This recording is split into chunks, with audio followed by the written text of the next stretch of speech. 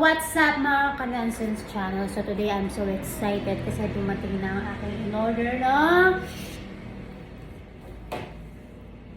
shoes. So yeah, unbox natin to dahil Queen of Tears fanatic tayo.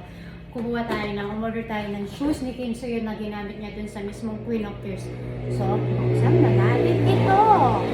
So ito na nga, dumating na ang ating order. Galing to sa shoutout sa Sobus, Manila na napaka-legend lahat ng binibenta nilang shoes. Original po talaga. So ibubuksan na natin.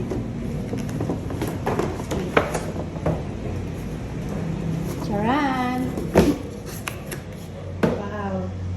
Wow, wow, wow, wow, wow! Just wow! Ganda! So ito siya guys.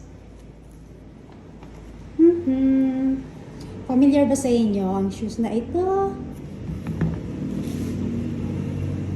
So, ayan siya.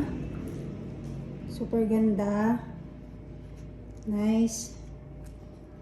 Ayan. Ito yung suot ni Kim So yun dun sa Queen of Tears na nasa sa Germany siya.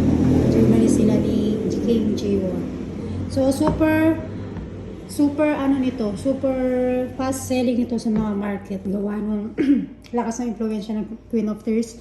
Gawa ng Queen of Tears, so super ang bilis ma-sold out nito. So ako swerte ako dahil may nakuha pa ako ng stock. So, bibidyoan natin na mas close up.